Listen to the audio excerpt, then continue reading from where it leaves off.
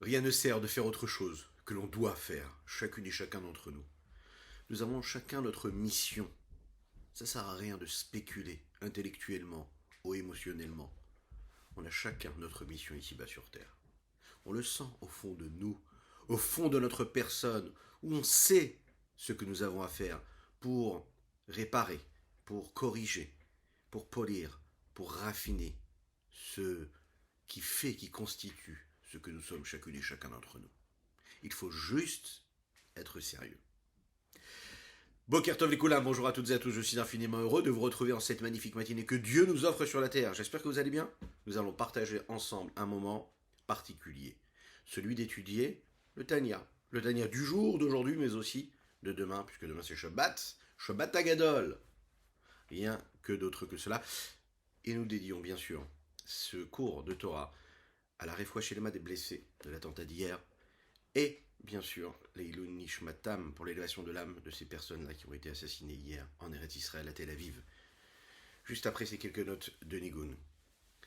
Ya ya ma ya ya ma ya ya yo ya ya ya ay ay ay terera ya ya ma ya ya ay ay ay terera ya ya ya ma ya ya terera ya ya ya ma ya ay ay ay ay terera ya ya oh ya ya ma ya ya ya ya terera ya ya ya ma ya ya ya ay ay ay ay ay terera ya ya ma ya ya ya ya ma ya ya ya ay ay ay ay ma ya ya ya ya terera ya ya yo na na na. Dans cette dernière partie du chapitre 40, avant-dernière partie du chapitre, nous allons voir que nous allons parler également encore une fois de cette crainte de Dieu, de cet amour de Dieu qui est nécessaire pour accomplir notre mission ici-bas sur Terre. Nous allons rappeler l'exemple que nous avons donné, cette métaphore quand on parle de cet oiseau-là, quand la Kabbalah nous parle de cet oiseau qui a besoin de ses deux ailes pour s'envoler. On va comprendre ce qu'il en est et de quelle façon. Quand on étudie la Torah, quand on étudie les mitzvot et qu'on élève notre pratique, nos actions, notre étude dans les mondes supérieurs, que là-bas dans ces mondes-là, il y a le dévoilement de la lumière suprême d'Akadosh Baruch Hu avec une puissance phénoménale. Donc la crainte et l'amour ajoutent quelque chose, non seulement qui pourrait nous paraître secondaire, d'accord, qui pourrait accompagner la mitzvah, mais en réalité c'est quelque chose qui est beaucoup plus essentiel, puisque par la crainte et l'amour, le dévoilement de la puissance de l'infini d'Hachem se dévoile dans notre Torah, dans notre mitzvah. En réalité, c'est ce qui permet le dévoilement. C'est donc l'essentiel, puisque notre but à nous, c'est de dévoiler, de permettre à Dieu de résider ici-bas, de se dévoiler ici-bas. L'Echaim.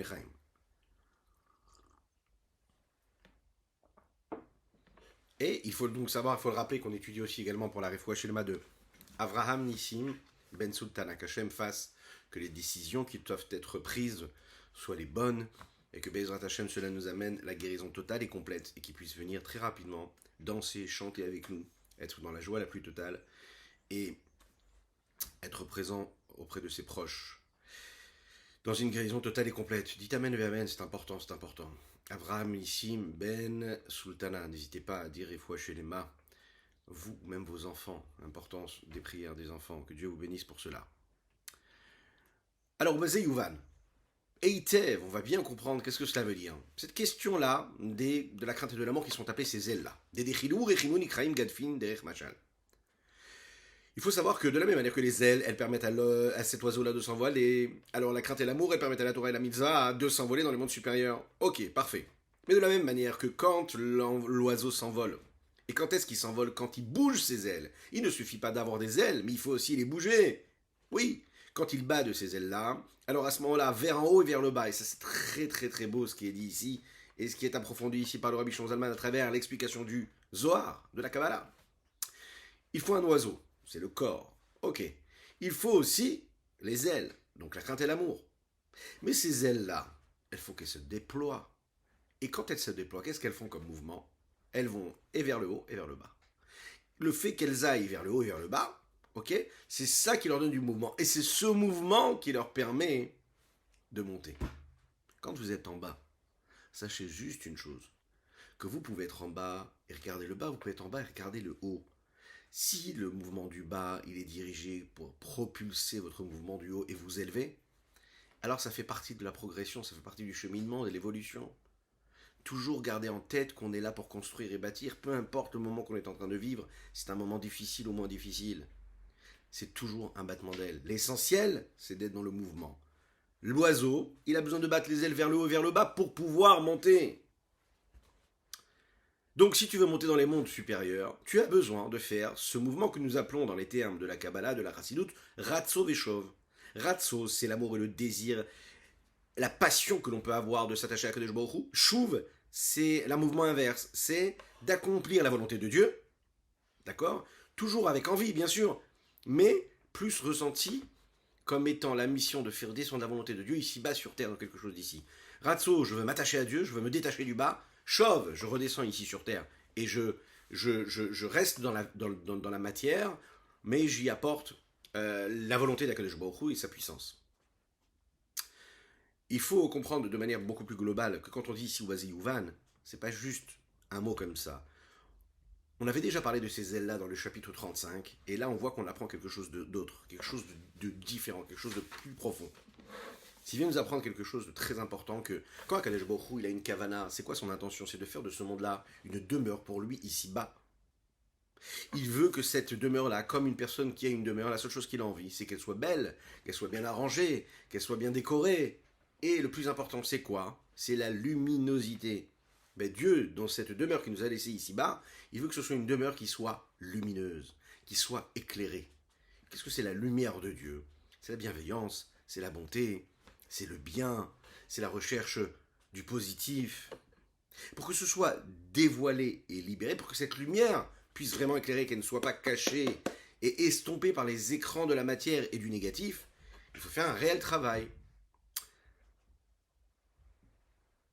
Sans ces ailes-là, c'est-à-dire de la crainte et de l'amour, on n'y arrive pas.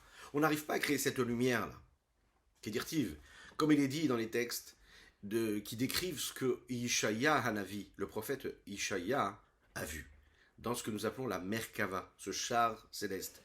Et là-bas, dans ce char-là, il y a les anges, qui ont chacun un visage différent. Là-bas, il est dit que chaque ange a 6 ailes, d'accord? Avec 2 de ces ailes-là, il voile sa face. Avec 2, il voile ses pieds. Et avec 2, il peut s'envoler. Et c'est de ces 2 ailes-là qu'il arrive à s'envoler. Il y en a donc 6. Ça veut dire que la fonction de ces 2 ailes-là, c'est d'élever cet oiseau-là, afin qu'il puisse s'élever et monter vers le haut. Et puisque nous parlons ici d'un ange, qui est quoi un ange? C'est l'essence même. Par essence, c'est du spirituel, ce n'est pas du matériel. Donc il est bien clair ici que nous ne parlons pas ici, bien sûr, d'ailes physiques que l'ange pourrait avoir, mais d'ailes spirituelles. Quelles sont ces ailes-là qui permettent à cet ange-là de s'élever? C'est la crainte et l'amour, qui sont comparées à ces ailes-là. C'est elles qui élèvent également les malachim, les anges, et qui leur permettent de s'élever. D'où nous savons, comme c'est écrit ici, que Rav Chaim Vital, qui est ce grand Mekoubal, qui écrit dans ses textes comme ça. Il dit les ailes chez l'oiseau sont considérées comme les bras de l'homme. Ok? Alors, que ce soit du côté droit ou du côté gauche, ces ailes-là, elles ont une fonction, comme la main droite et la main gauche. Mais on le sait, la main droite, elle a une fonction que la main gauche n'a pas. Chacune a quelque chose de particulier à apporter, elle a sa fonction particulière. On sait aussi que la droite correspond à la vertu de chesed, de bonté. Ok. La gvoura, la rigueur, elle correspond au côté de la gauche. Quand nous disons que les ailes sont comparées à ces bras-là, il en ressort que les deux ailes représentent quoi? Une, elle représente le chesed, la bonté, une autre, elle représente la gvura, la rigueur, c'est-à-dire l'amour et la crainte de Dieu. Dans les termes kabbalistiques, rechimu ou dechilou. Le fait de dire que la crainte et l'amour sont appelés ces ailes-là, ça nous permet de comprendre ici, à travers les mots qui ont été employés ici par le prophète Ishaya, quand il dit « avec ces deux ailes, elles peuvent s'envoler ». A priori, les malachim, nous l'avons dit, sont spirituels, ne sont pas matériels. Donc on est obligé de dire que ces ailes-là, ce sont des ailes qui sont spirituelles. Et on sait que les ailes, elles, comme elles correspondent aux bras chez l'homme, celles qui lui permettent d'évoluer, de grandir, d'avancer, de faire ce qu'il a à faire. Quand nous avons parlé, vous vous en souvenez, de ces oiseaux qui ne peuvent pas s'envoler, nous avons parlé de ces petits poussins. Et les petits poussins, en fait, ils sont là, et ils ne peuvent pas s'envoler. Ils restent inactifs, mais ils sont là, ils sont présents. Et il y a une très très belle mitzvah dans la Torah qui est que tu ne dois jamais prendre les frochim, les petits poussins, si la mère est à côté, parce que ça peut lui faire de la peine. Il faut attendre que la maman soit partie pour que tu puisses prendre les petits poussins du nid. Hein? Shalach te shalach et ha'em ve'et banim tikachla. Tu dois renvoyer la maman pour pas lui faire de peine de prendre ses enfants devant elle. A priori, quand on voit ici que la maman est là, elle couve ses enfants, a priori, qu'est-ce qu'on aurait dû dire? On aurait dû dire qu'il faut absolument qu'on regarde bien dans le verset. On dit tu voudras prendre les enfants, lotika chaem alabanim, shalach te shalach et taem evet abanim tikachla. D'abord, on nous décrit la situation. On nous dit qu'il y a une maman qui est là et qui garde ses petits poussins. Le verset nous dit ensuite ne prends pas la mère, d'accord, devant les enfants. Lotika chaem alabanim, a priori. D'abord, tu renvoies les enfants et après tu envoies la maman et après tu prends les enfants. Pardon. Donc, si on regarde bien, étymologiquement, les termes qui sont employés dans ce verset sont difficilement compréhensibles. Au début du verset, on nous dit que c'est la mère qui couve ses enfants. Ensuite, on nous dit ne prends pas les enfants. Renvoie la mère et garde les enfants. A priori, on aurait dû dire complètement l'inverse. Quel est ce terme-là qu'on emploie ici dans ce verset? Regardez ce que disent les Chachamim ici sur cela, et ce qui est dit justement dans les textes de la Kabbalah. Pirshu she'aoskim batorah ou mitzvot bedechil ou rechimun nikraim banim. C'est expliqué que ceux qui s'investissent dans l'étude de la Torah, ceux qui s'investissent dans la pratique des mitzvot, mais avec crainte et amour, sont appelés des enfants. Ils sont appelés des enfants parce qu'en fait, ils sont comme ces oiseaux-là qui vont grandir, qui ont déjà des ailes et qui pourront s'envoler, comme il faut s'envoler. Qu'est-ce que ça veut dire? Si ils n'accomplissent pas la Torah et les mitzvot avec crainte et amour, Nikra Efrochim, celui qui n'accomplit pas avec crainte et amour, il est appelé un poussin. Si tu accomplis la Torah avec l'amour et la crainte, alors là tu peux t'envoler. Tu es déjà un adulte. C'est-à-dire, tu es déjà évolué. Tu as déjà compris, tu as les outils pour pouvoir t'envoler. Tu as reçu les ailes. Alors que si tu accomplis sans crainte et sans amour, alors à ce moment-là, tu es comme ce petit poussin. Tu n'as pas assez d'ailes assez puissantes qui te permettront de t'envoler. Dès là, tu n'auras pas la possibilité de t'élever en haut. On comprend que la crainte et que de l'amour, qui sont appelés ici des ailes, c'est ce qui nous permet de monter, d'évoluer. Dans le langage des tikkunim du Zohar, Efroché, let gatfin deloun shelemin, defachin beon. Ces petits poussins n'ont pas d'ailes assez entières, assez pleines, qui leur permettraient de s'envoler. Il est dit là-bas toujours, regardez dans les termes là-bas, c'est intéressant de les voir. Bismanim dinun sekin boraita o mitzvah, dinun kutsha berichu shrindi, vegarma le chavralod kechadad kiriu banim. Quand le juif accomplit la Torah et accomplit la mitzvah, que ça c'est quoi? C'est la kdusha berichu, c'est-à-dire kutsha berichu, c'est Akadosh Baruch Hu, l'expression même de Dieu. Et Israël, le peuple juif, est considéré comme la Shrina. Nous l'avons expliqué dans le Leshem Ichud Kutsha Berichu. Quand on réussit à étudier la Torah comme il faut et à permettre à la dimension de l'infini de Saint béni soit-il de se révéler à travers cette étude ou cette mitzvah qu'on est en train de faire, d'accomplir, eh bien on cause en fait une unicité, une union, et là à ce moment-là on est appelé des enfants. Quand maintenant on réussit à le faire comme il faut, on est appelé des enfants. Sinon on est appelé des petits poussins. Quand on arrive ici, à ce moment du Tanya, nous arrivons à ce que nous appelons la Haga, la note. Une deuxième note ici qui nous a été donnée dans ce chapitre 40. Pourquoi? Eh bien, cette note-là, elle est donnée parce que précisément, nous n'avons pas vu la preuve réelle où est-ce qu'était écrit ici que c'était considéré comme des ailes, l'amour et la crainte. Et surtout que ça avait été appelé aussi ces petits poussins qui ne sont pas encore évolués, qui ne peuvent pas encore s'envoler. Le Rabbi Shimon Zalman veut ramener une preuve des Tikkuné Zohar, mais dans un autre endroit, et dans lesquels on voit vraiment la description réelle de la Torah des mitzvot, telle qu'elle apparaît, qui s'élève et qui se révèle quand elle est accomplie et étudiée avec la crainte et avec l'amour. Ici, on va voir la précision qui est donnée à un rappel dont nous avons d'un sujet que nous avons abordé ensemble, à savoir les deux et du nom d'Akadosh Baruch Hu. Et on le sait, ces deux et sont la partie essentielle du nom d'Akadosh Baruch Hu. Là où les autres lettres du nom de Dieu sont là pour permettre le mouvement de ces deux et. Yud, Ke, Vav, Ke. Les deux et sont les essentiels ici. Et puis le Yud et le Vav ont une fonction. Ils permettent l'évolution de ce premier et de ce dernier et, c'est ce que nous allons voir. Echaim, Echaim.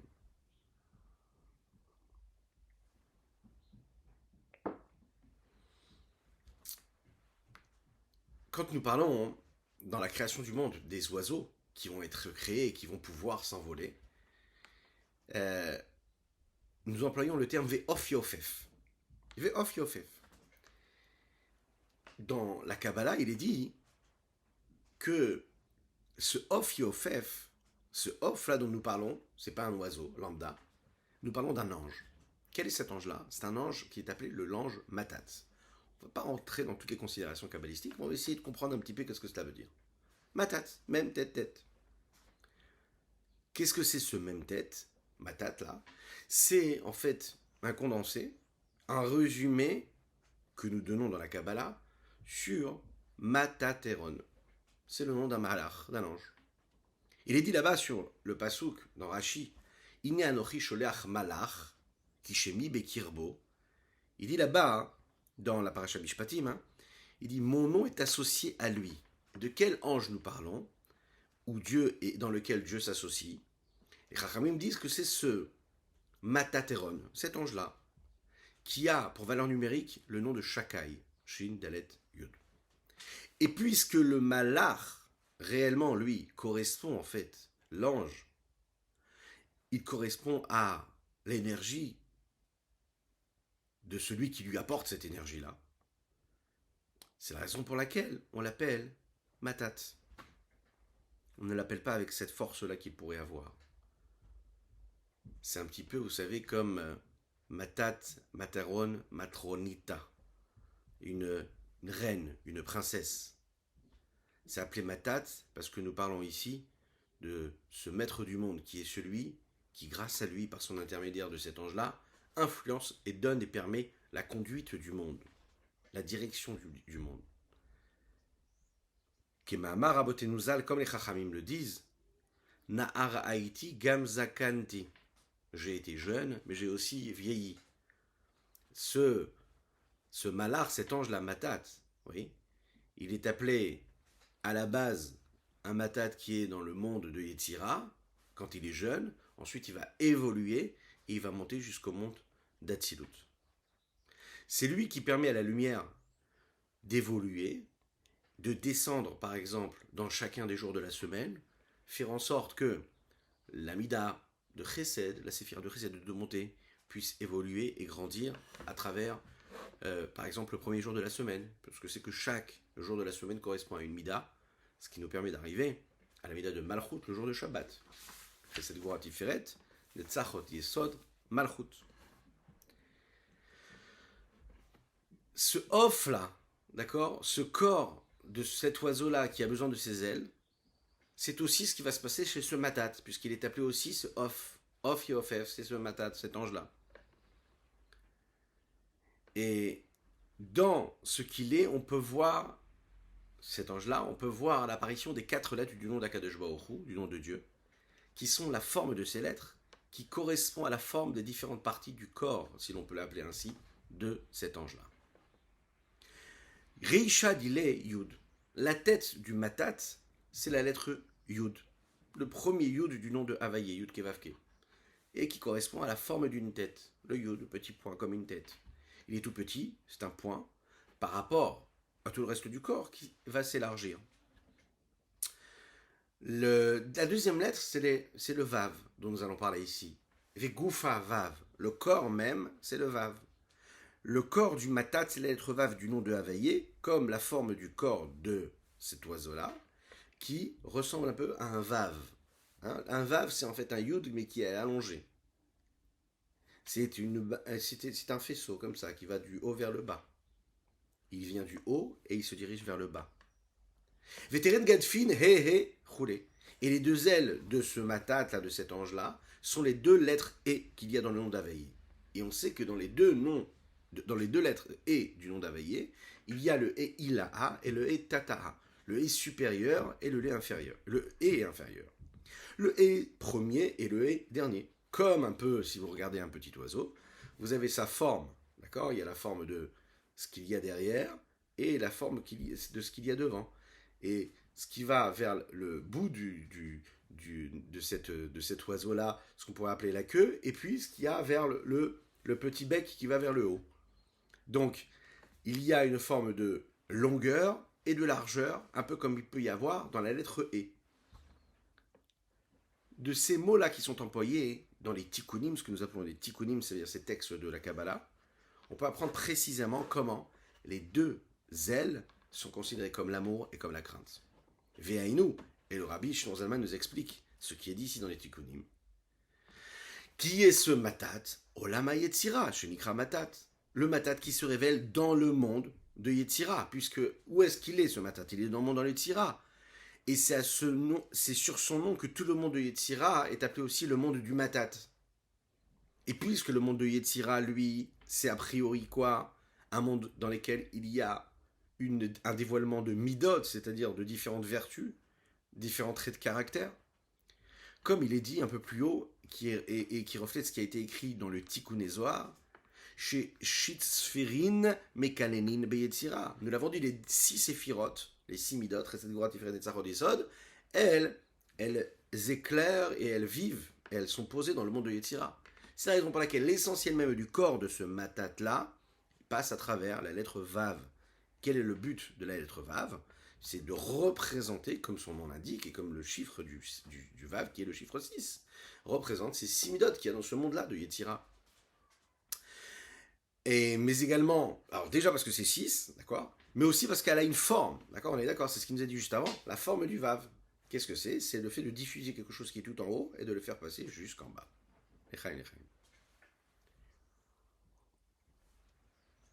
Pourquoi? Parce que le but des midot, c'est quoi? C'est toujours le partage, d'accord? Par définition, une mida, c'est le partage. Qu'est-ce que ça veut dire le partage?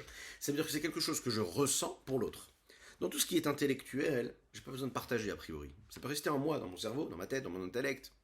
Quand il s'agit de midot, d'émotions, de ressenti, il faut qu'il y ait quelque chose d'autre. Il faut qu'il y ait une force extérieure ou qui a motivé ce que je suis en train de ressentir. Il faut qu'il y ait un partage. Il faut qu'il y ait quelque chose, ça peut être de la bonté, de la rigueur, peu importe, mais ça a besoin d'être vécu dans le partage. J'ai besoin de faire en sorte que celui qui est en face va être impressionné, va être touché par ce que je ressens ou pas. Si c'est bien, eh bien, je vais éprouver de l'amour. Donc, ça éveille en moi quelque chose qui est du côté du chesed. C'est quelque chose de négatif. Alors, eh bien, ça peut réveiller, que Dieu nous en préserve, une détestation, quelque chose de mauvais. Quand il s'agit d'une personne, si c'est quelque chose de négatif, il faut que ce soit, bien sûr, détesté. Donc, on voit ici que le corps est l'essentiel du matat, c'est la lettre Vav qui représente les midot. Maintenant, dans notre Torah, dans notre mitzvah, à quoi ça correspond? Alors, regardez ce qu'il dit ici. Ça fait partie... Dans différentes parties de la Torah, nous avons la Torah, nous avons le Mikra par exemple, l'étude du Chumash, etc., du Tanakh.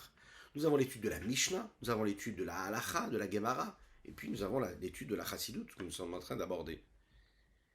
Dans la Torah écrite, il y a ce que nous appelons le Mikra. Le but, l'essentiel même de cet investissement peut être limité par la lecture. C'est la raison pour laquelle nous appelons ça Mikra. Une personne qui lit des mots de Torah, Même si elle n'a pas compris, c'est comptabilisé comme une étude. Pourquoi? Parce que ça fait partie de la Torah chez Birtav, la Torah écrite. Et la Torah écrite, elle a une sainteté, quelque chose de phénoménal, de puissant, qui fait que juste parce que tu as lu les mots, alors déjà, tu as atteint quelque chose, tu as atteint un niveau, une forme de sainteté, même si tu n'as pas compris. Si tu as compris, si tu n'as pas compris, ça changera pas. Si, ça changera, mais ça, c'est quand même comptabilisé. La Torah chez Baal Pé, la Torah orale, elle a besoin d'être comprise pour qu'elle soit comptabilisée et comptée comme de la Torah réelle. Quand on étudie la partie de la Mishnah, la partie de la Halacha, la loi juive, on apprend est-ce que c'est permis ou soit interdit, est-ce que lui il a le droit, est-ce qu'il n'a pas le droit. C'est-à-dire qu'on est dans la forme de midot, le fait de dissocier et de faire des différences entre ce qui est permis et interdit, c'est ce travail-là de raffinement, de dire que ça c'est bon, ça c'est pas bon, ça c'est de la rigueur, ça c'est pas de la rigueur, etc. Donc il y a une différence fondamentale entre la Mishnah, par exemple, et le Talmud. Quand j'étudie le Talmud, l'essentiel de mon étude, c'est quoi? C'est d'essayer de comprendre bien l'intellect, la compréhension. Je vais faire un pile-poule, je vais comprendre le décret rabbinique, pourquoi est-ce qu'il a été donné de ce sens-là, et pourquoi est-ce que c'est dans ce sens-là, et pourquoi ne pas dire autre chose, et je vais aller de ce côté, je vais aller d'un autre côté.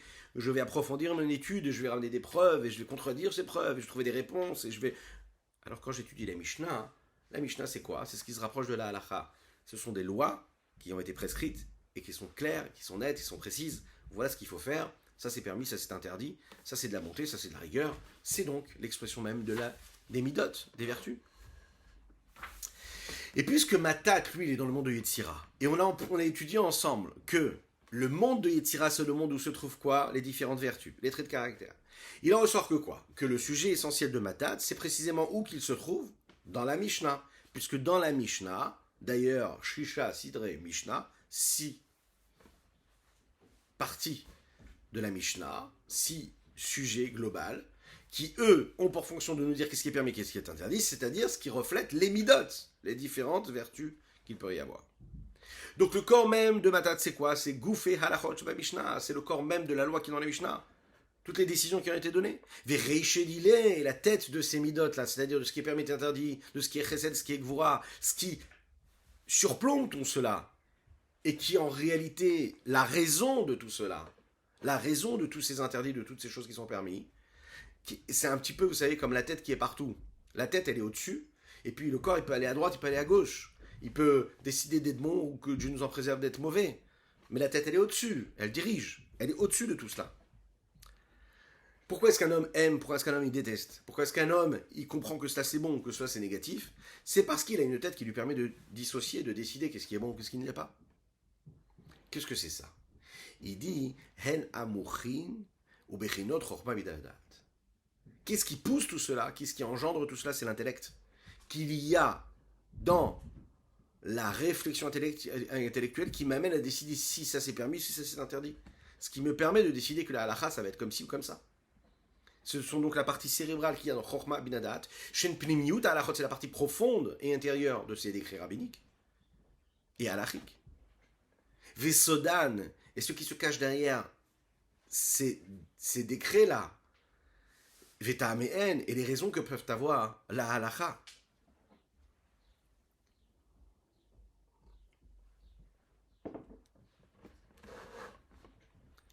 Alors que les deux autres parties, c'est-à-dire la crainte et l'amour, sont appelées les ailes, parce qu'ils ne sont pas l'essentiel.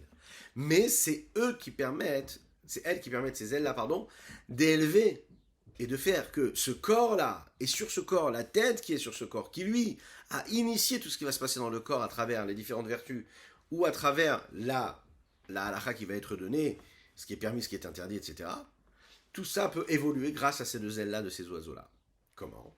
Vetren Gatvin, les deux ailes qui ont pour fonction de nous élever, de nous envoler, de nous faire monter là-haut. Elles élèvent le corps et la main, donc en fait tout ce qu'on a étudié, à savoir les halachot et leurs raisons, les lois et leurs raisons. Des chilou rechuimu, c'est-à-dire l'amour et la crainte, parce qu'on l'imagine bien, quand dans la halakha on nous dit que ça c'est permis, alors là on est du côté du chesed, on est du côté de l'amour. Quand on est du côté de l'interdit, on est du côté de la crainte, de l'aïra. Et donc on est du côté de la deuxième aile, du côté gauche. Et les deux sont nécessaires, il faut les faire évoluer. Comme on a étudié ensemble juste un petit peu plus haut également, c'est l'explication que nous donnons ici dans les Tikkunim. N, qu'est-ce que c'est ces deux ailes-là? Eh bien, c'est les deux lettres que nous avons laissées de côté, vous vous souvenez du nom de Dieu, parce que nous avons abordé le Yud et le Vav, d'accord, qui ont pour fonction de créer des mouvements, et les deux et, ce sont donc le et supérieur et le et inférieur. Ok. Et il a, on le sait, c'est ce qui représente l'amour. D'accord. La lettre E, c'est quoi? C'est représenté par la sphira de Bina, le discernement, l'approfondissement. Pourquoi? Parce qu'on sait que le E, c'est une lettre qui est assez ouverte, assez large, qui est dans la longueur et dans la largeur. Pas comme la lettre Yud qui est un petit point comme ça, qui elle correspond à la séphira de Chorma, dont nous avons parlé juste avant. Le E, lui, il est là pour nous montrer la largesse, l'approfondissement, en long et en large. Comment est-ce que ça peut descendre très très bas, comment ça peut monter très très haut. Chez l'homme, c'est la compréhension, le discernement. Comment je peux, parce que je vais réfléchir, approfondir, faire grandir en moi une réflexion qui m'amène à un aboutissement et à une conclusion intellectuelle, qui, elle, va engendrer ensuite quelque chose d'émotionnel. En tout cas, qui va rattacher ça à une réalité beaucoup plus factuelle. Les conséquences de cette réflexion-là vont m'amener par exemple à l'amour d'Hachem. Donc le E ilaha, le E supérieur, le premier E, qui correspond à la Bina, lui a à l'intérieur de lui aussi également de l'amour. Le E tata, le dernier E, lui, on sait qu'il représente la crainte inférieure. Comme il est dit dans les Igeret HaTeshuvah du Tanya, dans une autre partie que nous avons déjà étudiée et que nous aurons Bezrat Hashem l'occasion d'étudier un peu plus tard, c'est en réalité ce qui représente la parole supérieure et suprême. C'est comme ça que c'est décrit dans la Chassidoute ou dans la Kabbalah. 5. Quand on utilise la parole, on utilise 5 fonctions. Comment? On a étudié ce principe-là, vous vous souvenez que quand une parole est formulée, quand des lettres sont formulées, qui permettent de créer des mots qui eux, ces mots-là, vont constituer un message, et ce message-là, c'est ce qui va être transmis à l'autre, c'est ça la fonction de la parole, d'ailleurs. On utilise 5 choses. On utilise la gorge, on utilise le palais, on utilise les lèvres, on utilise les dents, et bien sûr, on utilise les cordes vocales.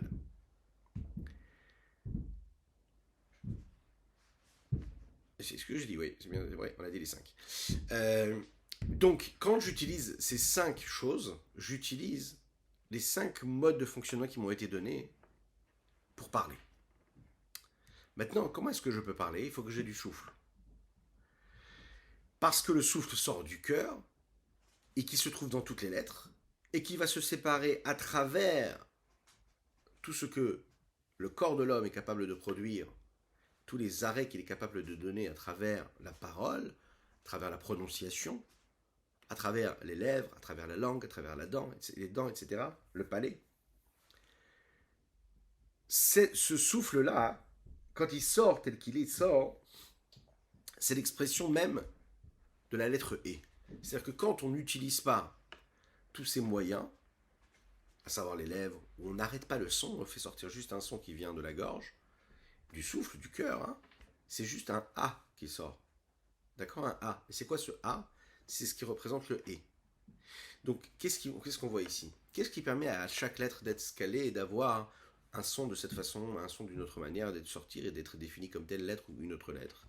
C'est parce qu'on a les petits arrêts qu'il peut y avoir à travers la bouche. Comme nous l'avons dit, les dents, la langue, le palais et les lèvres ou la gorge. Ok. Mais le souffle, lui ne change jamais. Le souffle, c'est le même. Ce qui veut dire qu'en fait, il y a quelque chose en commun dans toutes les lettres que nous prononçons, c'est le souffle. Et le souffle, c'est le « et », puisque lui ne change jamais. Il ne change jamais, c'est-à-dire à sa source, il ne change pas, il va juste évoluer en fonction de la forme que je vais y donner. Mais à la base, lui, c'est le même. Et qu'est-ce que cela veut dire? Ça veut dire que le « et », ce « et » là qui ne va jamais changer, c'est la source de toutes les lettres. C'est la raison pour laquelle nous disons que la lettre « et » correspond à la séphira de Malchut, la dernière séphira. Et on sait que la parole d'Akadosh Baruch Hu s'est appelée Malchut. La parole en général s'est appelée Malchut.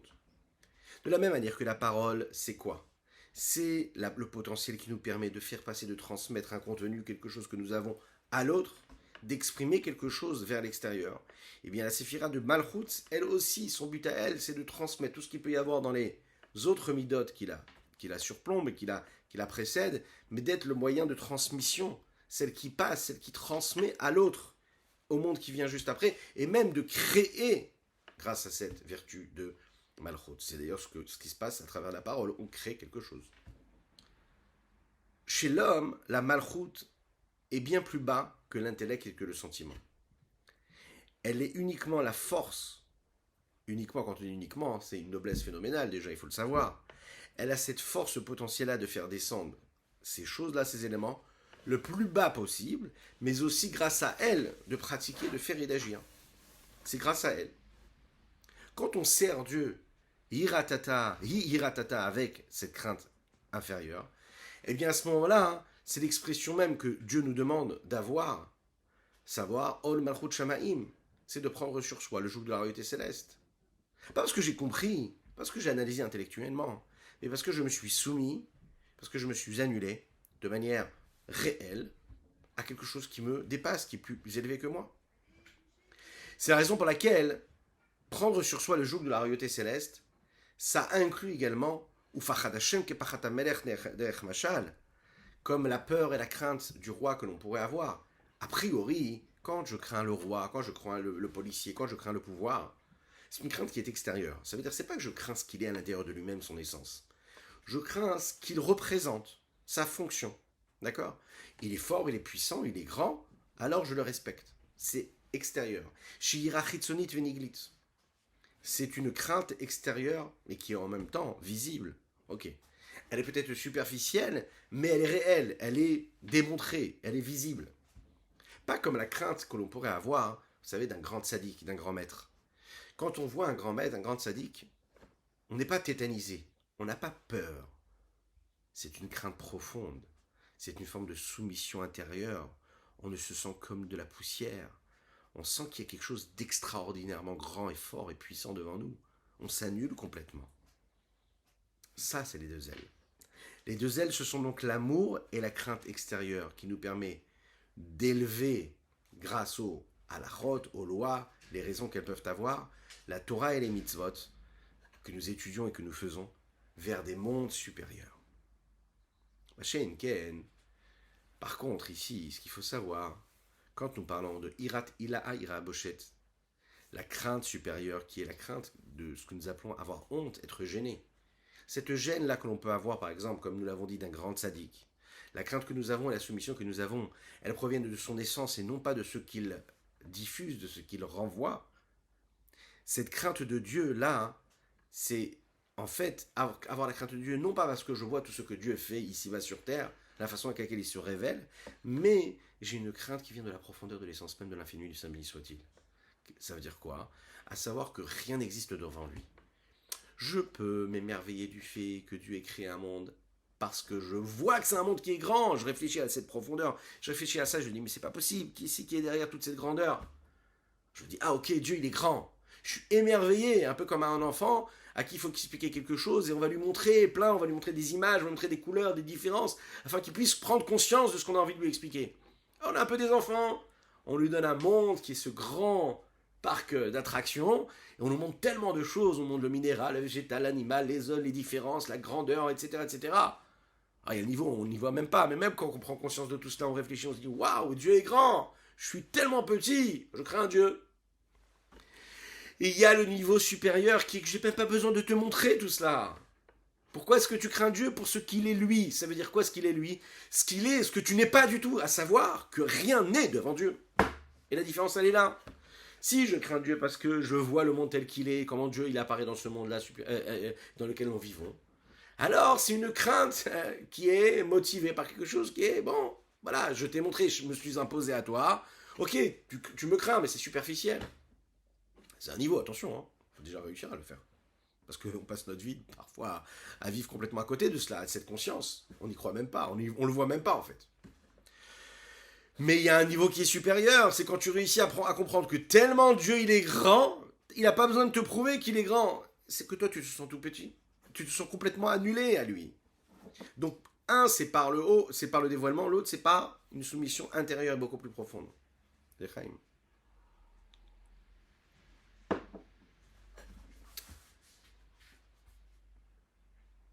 Vehib Chochma Ilaha, et ce niveau-là apparaît dans la sagesse supérieure, suprême.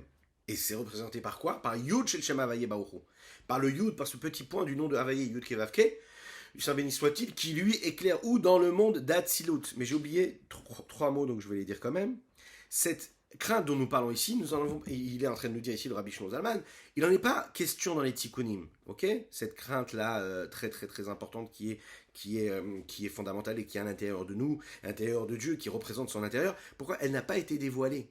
Parce que c'est un niveau qui est très difficile à atteindre. Ime anistarot Hashem Elokeinu. Ça fait partie des secrets d'Hachem. Il n'y a que des tzadikim, des grands tzadikim qui œuvrent avec ce niveau de soumission totale et qui peuvent saisir qu'est-ce que ça veut dire de recevoir le joug de la royauté céleste sans avoir besoin de la preuve du monde qui existe. Vei bechorma ilaha, et nous l'avons dit, elle est dans cette sagesse suprême-là, Yud Shel Shem Havaye, Baruch Hu, c'est le Yud du nom du Yud Kevavke, qui lui éclaire dans le monde Atsilut. Et c'est là-bas qu'elle se trouve. Comme Shkatuv, Bereaya Mehemda, comme il est dit dans les textes de la Kabbalah, qui s'appelle le Reaya Mehemda. Donc qu'est-ce qu'on voit ici? L'essentiel et le but, c'est quoi?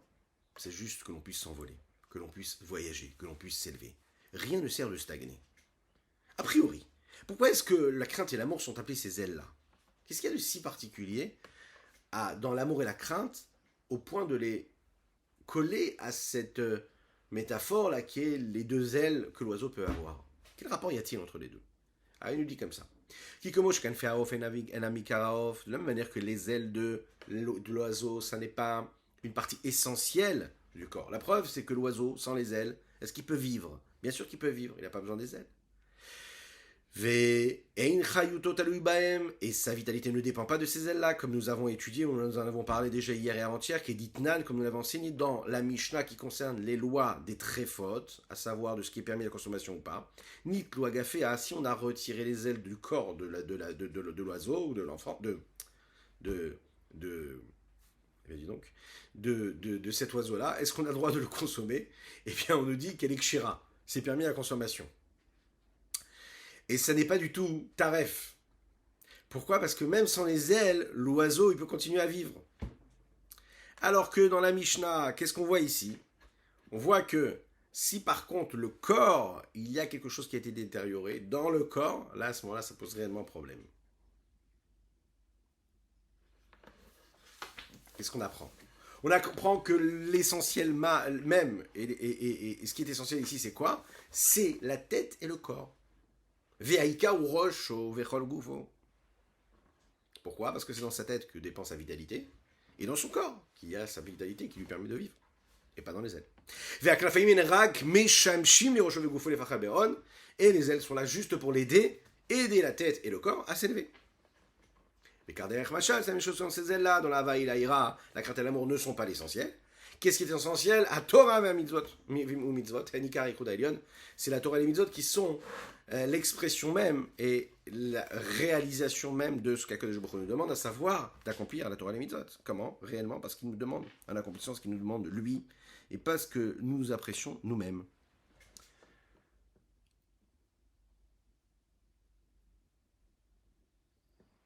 Comment est-ce que cette union-là est essentielle? Et comment, grâce à l'accomplissement de la Torah et les mitzvot, j'ai la possibilité, par l'intermédiaire de mon corps, de créer cette union-là? Comment? À l'idée quand j'étudie la Torah ou je fais une mitzvah concrètement, je suis en train de dévoiler et d'assumer la volonté supérieure suprême de Dieu qui se dévoile à l'intérieur de cette volonté-là.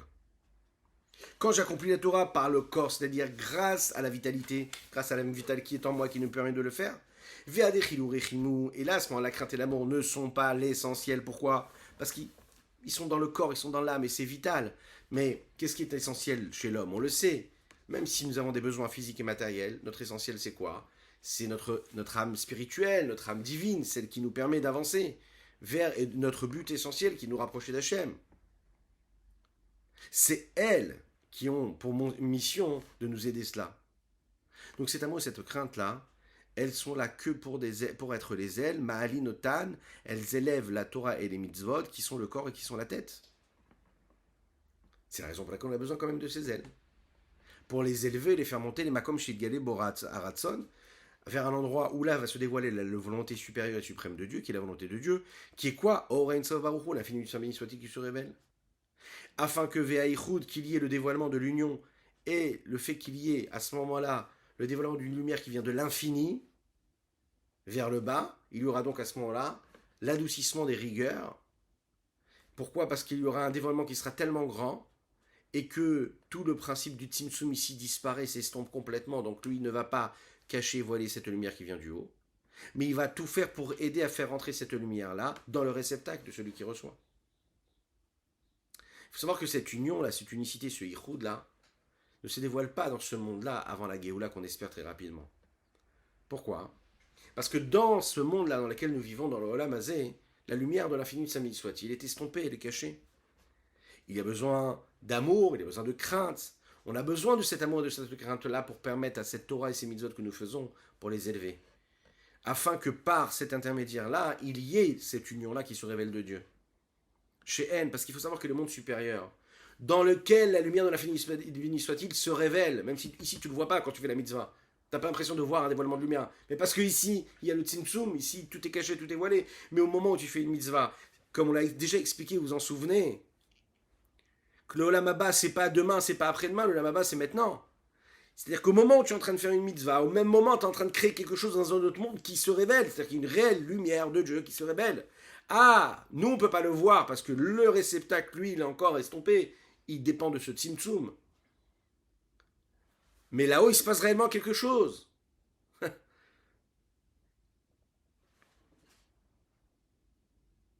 pourrait dire c'est un avatar. Il y a un avatar, un homme qui est là, qui ressent, qui voit tout ça. Mais ici, on a besoin, de l'amour et de la crainte afin d'élever tout cela.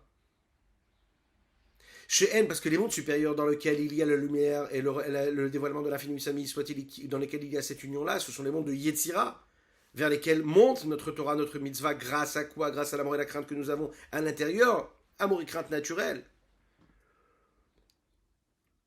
Ou bien également dans le monde de Bria, grâce à quoi, comme nous l'avons dit, la différence qu'il y a entre le monde de Yetzira et le monde de Bria. Dans le monde de Yetzira, c'est ce qui va dépendre et qui va être accompagné par les deux ailes qui sont des ailes naturelles, instinctives, émotionnelles. Ava, Vira, Tivihim, nous l'avons dit.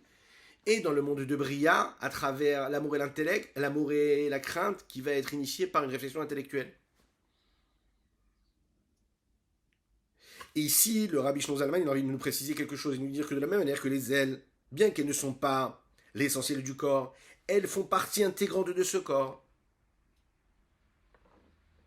À tel point que l'oiseau est appelé un oiseau parce qu'il a des ailes, sinon il n'est pas appelé un oiseau.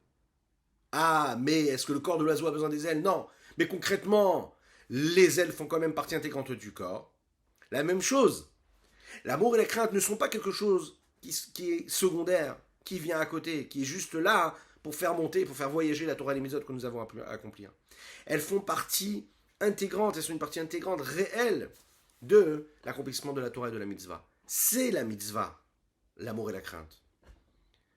Pourquoi? Parce que c'est ce qui permet de faire en sorte que cette mitzvah que je suis en train d'accomplir, elle soit faite avec beaucoup d'amour, avec de la crainte. Ce qui fait que la mitzvah elle est bien faite, sinon elle n'est pas bien faite. Parce que grâce à ça, il y aura un dévoilement. Et tout mon but à moi dans cette Torah et dans cette mitzvah, c'est quoi? C'est de faire descendre ici-bas Dieu. C'est de révéler Dieu. Alors, dans ce monde-là, il va se révéler, se dévoiler à un certain niveau, mais au même niveau, dans le monde de Bria ou dans le monde de Yetzira, il va se révéler à un autre niveau, qui va toucher beaucoup plus, un infini, quelque chose de beaucoup plus grand, d'infini, d'illimité. Et ça dépend de quoi? De ma crainte et de mon amour. Et le dévoilement qu'il y aura même dans ce monde-là, matériel, physique, très rapidement, Bezrat Hashem, quand il y aura la Géoula, dans ce monde-là, grâce à ce que nous faisons aujourd'hui, avec amour et avec crainte. C'est pour ça qu'il faut mettre beaucoup d'amour et beaucoup de crainte, parce que tout ce que nous faisons, c'est de l'investissement. On est en train de créer des énergies qui vont, elles, être utilisées quand Mashiach viendra. Parce que cette crainte et cet amour-là vont entraîner le dévoilement de la lumière de l'infini soit-il. Quand on aura élevé toutes ces mitzvot-là, on les aura montées vers le monde, les mondes supérieurs. C'est une préparation au dévoilement de Dieu, à savoir du dévoilement de l'essence même de Dieu, de ce qu'il est réellement lui, dans ce monde-là matériel. Begeoula Amitit Vashlema, avec cette délivrance totale et complète, Bezrat Hashem très rapidement. Nous allons voir ici maintenant que l'accomplissement des mitzvot et l'étude du Mikra, ce que nous appelons le Chumash, a une différence avec ce que l'on peut atteindre quand on étudie la Mishnah. il y a quelque chose de particulier dans l'unicité suprême et supérieure qu'on est capable de créer, par exemple dans le monde d'Atsilut quand on accomplit la Torah ou la Mitzvah, qui se révèle également dans le monde de Bria, de Yetzira, grâce à la crainte et de l'amour. Le Rabbi Shlomo Zalman ici, dans cette note-là, dans la Haggaha, il va nous expliquer ce qui se passe au sujet de cette union-là qui est tout au-dessus, et le fait qu'on soit capable de le faire descendre grâce à la Torah et la Mitzvah, ici-bas, qui dépend de l'essence même de ce qu'est la Torah et les Mitzvahs, non pas uniquement grâce à l'amour et la crainte que je suis capable d'y mettre, mais parce qu'elles sont dans leur essence, telle Mitzvah ou telle étude de la Torah. À savoir à quel monde elles sont attachées. Et d'ailleurs, en fonction de cela, on saura quelle est l'intensité de lumière, ou quelle est la forme de lumière qu'il y aura, ou de dévoilement qu'il y aura, en fonction de ce que l'on saura, à savoir est-ce que ça vient de ce monde-là ou ce monde-là. Rabbi Shlomo Zalman il rajoute ici que cette lumière-là qui provient de cette unicité, de cette union-là, principalement du monde d'Atsilut, grâce à la Torah et la Mitzvah, n'éclaire pas seulement le monde de Bria et de Yetzira, mais également dans la divinité qui se révèle dans le monde d'Assia, le monde de l'action. Grâce à qui? Comment? À travers les séphirotes, puisqu'on sait que les séphirotes, ce sont ces énergies-là qui servent de réceptacles et d'outils et de moyens d'expression, de transmission. Parce que là-bas aussi, il y a le dévoilement de l'unicité de Dieu. Puisque les séphirotes qui se trouvent dans le monde de Hatzilut, ce sont ce que nous appelons Elokut Mamash, de la divinité pure, sans altération. Donc elles ont la possibilité d'éclairer aussi le dévoilement du rayonnement qui provient de l'union suprême qu'il y a dans le monde d'Hatzilut. Puisque ces sphirotes-là, elles sont complètement ce qu'on appelle l'Atzmut. Donc elles sont appelées peut-être des sphirotes, la possibilité d'eux. D'accord, on leur donne une possibilité de forme, même si elles sont complètement soumises. Mais elles sont donc au même niveau que peut avoir le niveau de l'union suprême de Dieu qu'il y a dans le monde d'Hatzilut. Encore plus que cela. Au Afilou.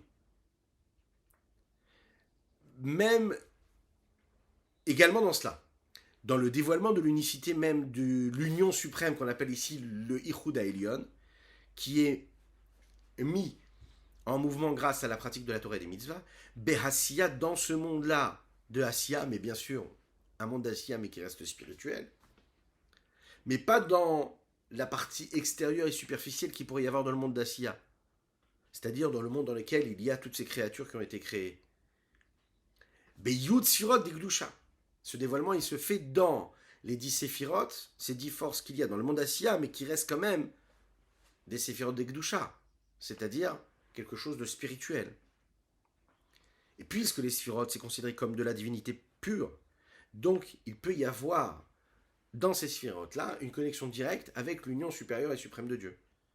Et ça ne se fait pas uniquement parce qu'il y a de l'amour et de la crainte, parce que eux, ils sont en connexion, et ils sont en connexion directe avec les mondes, par exemple, de Bria, comme nous l'avons dit, quand c'est de l'amour et de la crainte intellectuelle, ou bien Yetzira, quand c'est de l'amour et de la crainte naturelle, et surtout pas au monde d'Afia.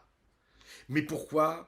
Parce que c'est l'essence même de la Torah et de la mitzvah. Ça veut dire, à savoir que quand j'étudie la Torah, quand je fais une mitzvah concrète, il y a un lien direct avec le monde d'Assia, puisqu'il s'agit de quelque chose de concret. Parce que le monde d'Assia, c'est quoi? Comme mitzvot masiot, c'est le monde dans lequel nous faisons les mitzvot concrètes, nous agissons concrètement. Dans le monde d'Assia spirituel, il y a ce dont nous avons parlé, le niveau du Tata, du inférieur, qui lui correspond à la Séphira de Malchut, qui a pour fonction non pas l'intellect et le sentiment, mais l'action concrète. Juste faire, just do it. C'est la raison pour laquelle quand un homme il va étudier du Mikra, c'est-à-dire la Torah, les Nevi'im, le Ketuvim, la Bible, sans comprendre, sans ressentir, il lit juste les mots, avec une soumission, quelqu'un qui va dire Teilim comme ça, avec une ferveur, avec une authenticité, une intégrité, une simplicité, une innocence. Et bien il faut le savoir. Un peu comme quand on fait une mitzvah et qu'on n'a pas réussi, comme nous l'avons dit, à avoir une super kavana. À ce moment-là, il y a l'unicité de Dieu qui vient. Vous imaginez un petit peu ce que ça veut dire? Il y a l'union suprême de Dieu qui vient, qui se fait et qui se crée dans le monde d'Atsilut parce que j'ai lu ces mots de Torah. Dans ce monde d'Assia, dans le monde dans lequel je suis. Parce que l'essentiel de la fonction du Mikra, de la lecture, de la Torah écrite, c'est pas de comprendre, c'est d'écrire précisément les lettres comme il faut selon toutes les lois de de ce qui nous est demandé quand on écrit par exemple un Sefer Torah, de dire les lettres comme il faut, selon toutes les lettres du dikduk, de la grammaire. Le fait de le dire comme il faut, c'est une action concrète, c'est une parole. C'est pas l'expression de quelque chose d'intellectuel qui a été compris, et c'est non plus une expression d'un sentiment qui a été ressenti. On parle vraiment de quelque chose de très concret, de très simple. Tu prends un livre, un Tanakh, tu prends du Chumash, tu lis du Chumash, tu lis des mots de Torah, comme le Rabbi le dit. Marcher, dire des mots de Torah, dire des mots de Torah, dire des mots de Torah sans arrêt. Ça nous connecte avec l'infini. Tu fais résider Dieu ici-bas. Tu peux être au volant et répéter même 20 fois un psaume que tu connais par cœur. Tu peux être dans le métro et répéter derrière ton masque. C'est plus facile, comme ça t'es pas gêné avec les autres. Hein, et répéter des centaines de fois même le même verset. Chaque fois que tu vas dire une lettre, tu es en train de permettre à l'infini du Saint béni soit-il de se révéler ici-bas. Imagine un petit peu, tu te connectes avec Hatzilut. Tu es dans le monde ici d'Assia, tu te connectes avec Hatzilut. C'est bizarre, mais c'est comme ça.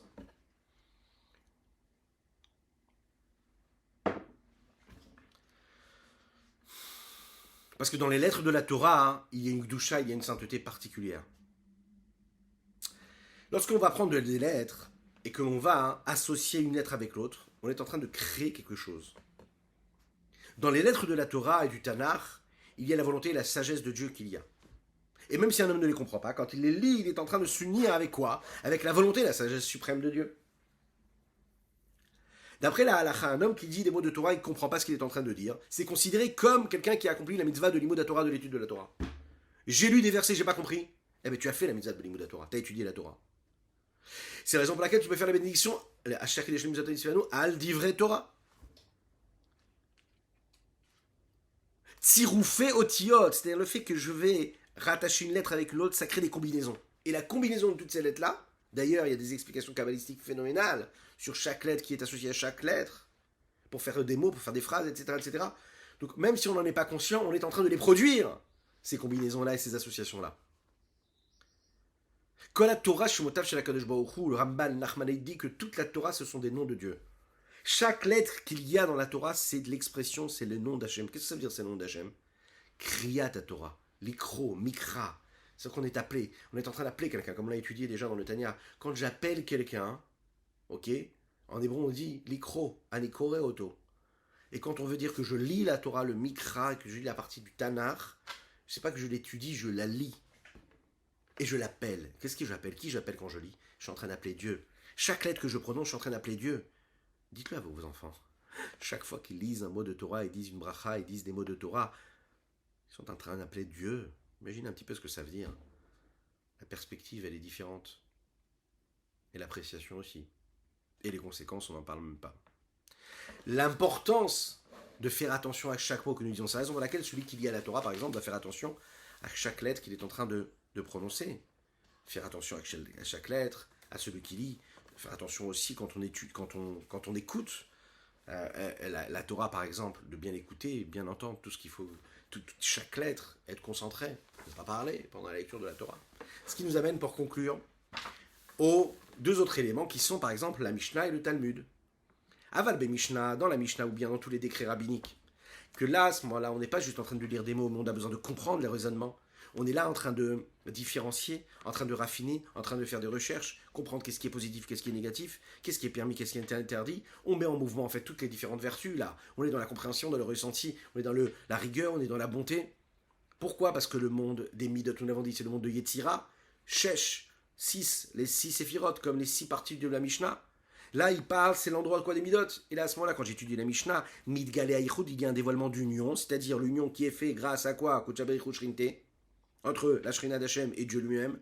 Ve'or Ensof Baruchu, et la lumière de l'infini Mispatil, qui est dans ces vertus-là, et qui par elle, il y a cette union qui se produit. Ve'or Ensof Baruchu, et la lumière de l'infini Mispatil qui se crée comme Beyetzira, dans le monde de Yetzira, qui est le monde, lui, qui est appelé le monde de Midot, dans lequel se révèlent les différentes vertus de Dieu, de l'infini du Saint béni soit-il. Par contre, le Talmud. Le Talmud, c'est pas le décret sec. Voilà, ça c'est permis, ça c'est interdit. Le Talmud, c'est la remise en question de ce qui a été décrété pour comprendre qu'est-ce qu'il faut faire ou qu'est-ce qu'il ne faut pas faire dans un cas qui sera annexe. Et là, à ce moment-là, on va se rapprocher de quel avis? On remet en question, on pose la question, on détruit, on reconstruit, on évolue, on bâtit. Là, on est dans la réflexion, dans le discernement, dans l'approfondissement. On cherche les sources. Là, on est plus dans le monde de Bria, pas dans le monde de Yetzira. On monte d'un monde. On est dans un monde où il y a la bina, le discernement, la compréhension. Et là, c'est une union qui est créée grâce à cette étude-là, qui vient et qui se révèle, qui se dévoile à travers la bria. Tout ça ne parle qu'en fait que de ce qui se passe grâce à la Torah et la mitzvah. Comment est-ce que Dieu se révèle en fonction de la mitzvah, en fonction de ce que nous faisons, de ce que nous étudions. Tout ça reflète véritablement le niveau de chacune de ces parties de la Torah. Et on va conclure ici avec les derniers mots de notre Tania du jour. Diaïnou. C'est pas seulement que le Mikra ici va monter jusqu'au monde d'Asiya, parce que cette union-là qu'il y a essentiellement dans le monde d'Atsilut, c'est là-bas que tout se passe. C'est le dévoilement du quoi, de la volonté supérieure qui se crée grâce à l'accomplissement de la Torah et des mitzvahs. Belimud, Mikra, quand j'étudie la Mikra, c'est-à-dire la Torah écrite, Mitpachet, Aïchoud, là va se révéler, se répandre cette union-là de Dieu. Ve'or en sof baruchu, et la lumière de l'infini du Saint soit-il, Mehat Silut, Hadassia, ça voyage depuis Atsilut jusqu'à Asiya, parce que la source de toute cette énergie-là, de cette union, c'est dans le monde d'Atsilut. Ou ben Mishnah, quand j'étudie le Mishnah, Piskedinim, c'est-à-dire comme par exemple je vais étudier la halacha, les décisions rabbiniques, je vais étudier le Rambam, je vais étudier le Shulchan Aruch, etc. Là, à ce moment-là, puisque cette étude-là, c'est seulement, entre guillemets seulement, régie par les appréciations des midot, c'est la raison pour laquelle ce yichud-là va seulement jusqu'au Yetzira Levada. Ça va juste jusqu'au monde de Yetzira.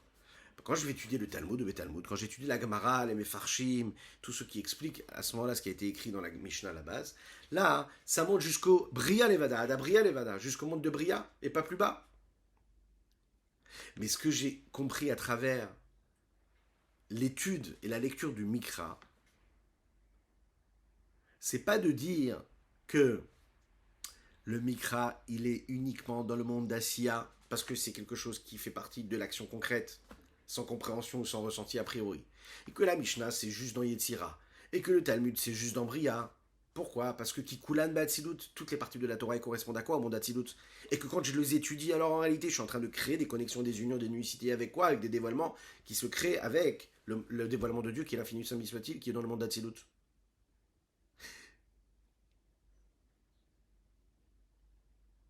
Aval Kabbalah. Par contre, quand on étudie la Kabbalah, puisque l'étude de la Torah ta Kabbalah, c'est en fait une étude qui fait partie cachée de la Torah, des secrets de la Torah. Et même quand on en parle et qu'on se rapproche de ces sujets-là, c'est difficile de les comprendre comme il faut. Déjà intellectuellement, et c'est difficile aussi de les comprendre et de les ressentir émotionnellement. C'est la raison pour laquelle cette union qui est créée grâce à cette étude de la Torah reste dans le monde d'Atsilut et n'éclaire pas ni dans le monde de Bria, ni dans le monde de Yetzira, ni dans le monde d'Asiya.